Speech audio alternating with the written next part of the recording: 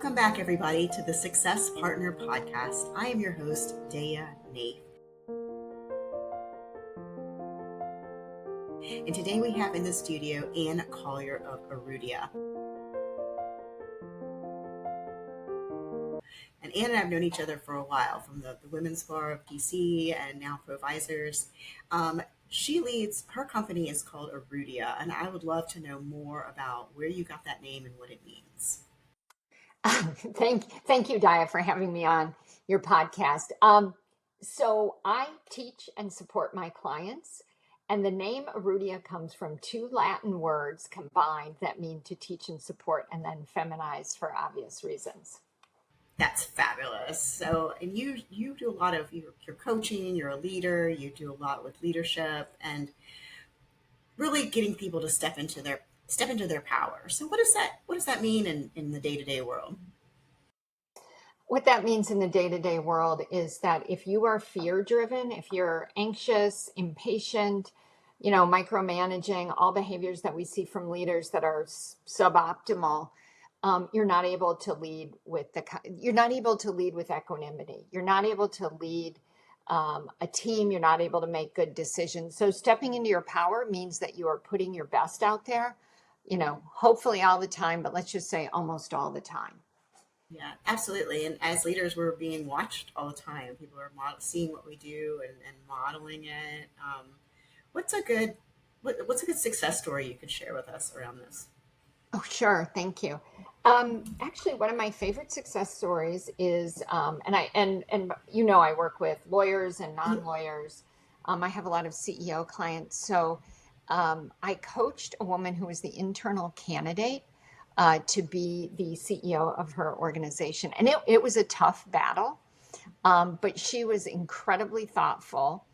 And we got started on the process about a year out.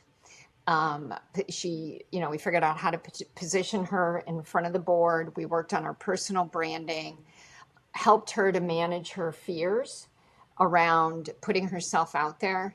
We all have a little bit of imposter syndrome, or maybe we all don't, but many of us do. Yeah, exactly. And she was selected by the board. She's just done a fabulous job. She is in a field that's undergoing a lot of change right now, and change that doesn't always feel good.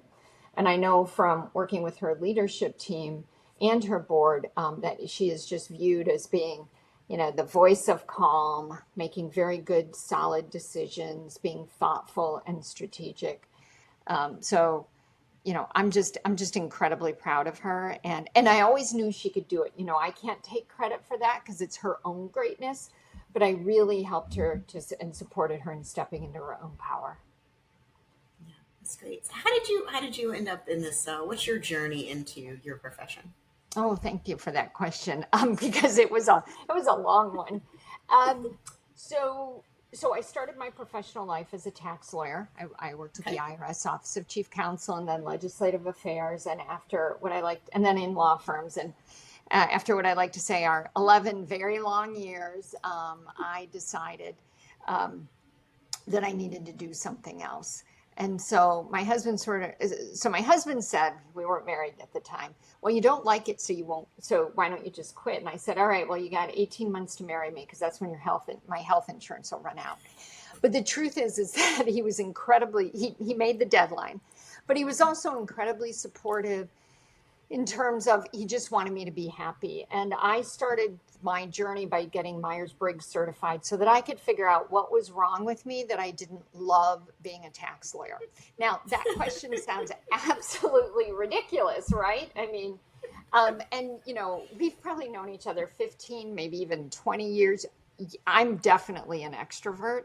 And so, as you can imagine, tax lawyers are generally as introverted, especially a whole group of them, especially at the firm that I was at, very introverted. And it was just very hard on me. So I worked with a coach who suggested, hey, you might really enjoy coaching, which I did. But what that experience did for me was created a passion, or kindled a passion that I have for sort of like, hey, life's too short to be stressed out. I learned that from my mother, who was very stressed out. She graduated from law school in 76, so was in that first wave of women. Um, and and so I come at this as, the situation is what it is, and you get to decide who you're being in the matter. So you can decide to be at your best or at your worst. And what I do is, just like we were talking about stepping into power, I really support my clients in being at their best, being able to make good decisions, having the best experience of it that they possibly can. Um, my initial foray into coaching was all around career coaching Okay. because, I really, when a job is, and by the way, there's nothing about my Myers-Briggs type that does say would love to be a tax lawyer. So I checked that box. I knew there was nothing wrong with me. But it gave me a lot of insight into people who are struggling with their careers. And then as a consequence, not feeling successful because they're not in a situation that's a good fit, then beating themselves up. And then guess what? Their performance is even worse, or they're even more unhappy. And then that reinforces the thinking that there's something wrong with them or that they're failing. Um, so some people will call me their work therapist, but but here's what I always say: everybody has challenges in the workplace. Fix the challenges where you are, because that's solving the short-term problem. And also, you don't have to prove yourself; you're already there. And then if you want to look like, yes, we can work on that at the same time. So that's how I have a lot of clients that will come to me and say, I don't love what I'm doing. I need a new job, or, I'm struggling with this particular person. Often they end up fixing the problem where they are, Mm-hmm. whether they're Mm-hmm. because I'm giving them a new perspective. And I'm going to pitch the Actualized Leader Profile, and there's a free short form version of it. So you Okay. can just go to www.alpfree.com/Arudia, Arudia, and you can find out your primary leadership style, and your style when you're stressed and when you're at your best. Mm-hmm. And the point of that is to really understand and to recognize when you're starting to go to that place when you're driven by stress and fear, so that you can get some perspective on it and take a step back from it. That may mean that you take a walk. It may mean that you do some breathing exercises. It may mean that you sleep on it. Mm-hmm. We all have better perspective after we've had a good night's sleep, and things don't, the environment, whatever it is that's happening, doesn't seem as bad. Yeah. But I am And passionate about the work, and passionate actually about everybody's capacity to make things better for themselves just by shifting their thinking. yeah, it's so true. I've also worked with some people who are like, got to get out of here right now. And when we make a checklist of like, well, what's your dream job? And we start going through whatever, it's like, how many of these things can you change? And usually it's like a light bulb. It's like, I never even thought about changing here. I just denounced here as bad and there is good. Yeah. And it's very interesting how you can come in and even be a vessel of change in your own organization. Bring that leadership and culture, no matter what level of the organization you're at. And one of the things you specialize in is culture and leadership. And how does that work? How do you get in there and make it stick? Yeah, yeah. Well, and boy, isn't that a good question? So so I am passionate about a leader's ability to improve culture, collaboration, and communication just by who they're being. And what I mean by Okay. that is, are they at their best, or are they fear driven? When you're fear driven, or in your shadow, as described in the Actualized Leader Framework, or if you're familiar with Carl Jung's work, and his work is the basis of the Myers-Briggs type indicator, when you're making decisions that are fear based, or things like conflict avoidance, impatience, micromanagement, pessimism, negativity, criticism. Just as I list those, I'm sure everybody is recoiling like, oh, Yeah. that sounds awful.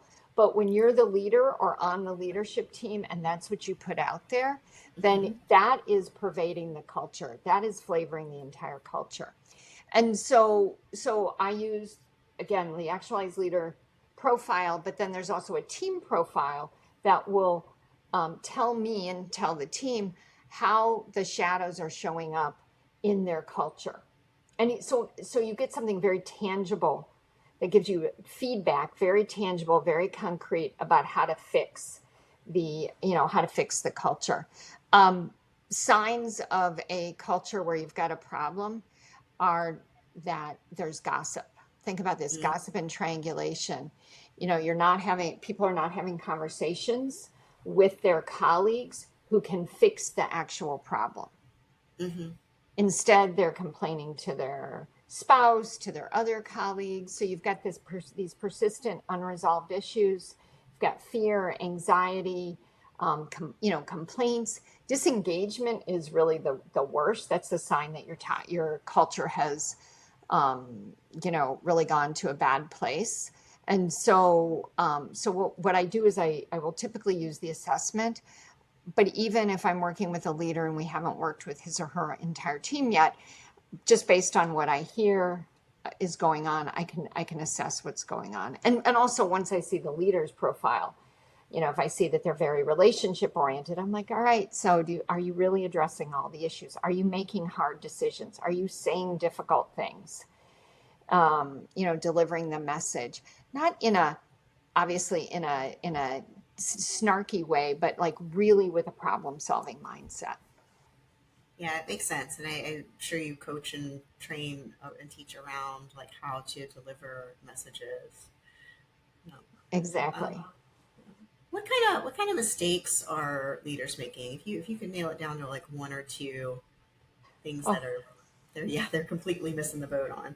yeah. I would say that a failure to truly prioritize is a huge mistake.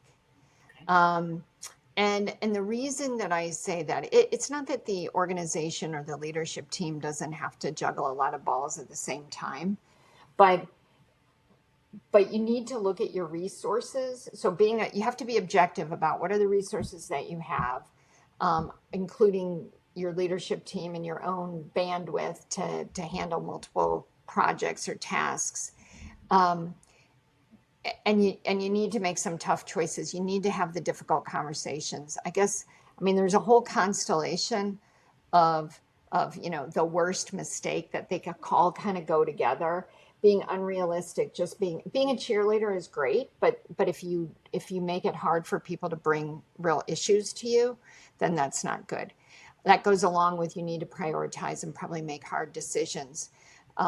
Somebody on your leadership team, for example, may feel that they've lost out because they're not the person, with they've lost headcount. I mean, talking, or they've lost responsibility or input into some kind of problem, or project, that kind of thing.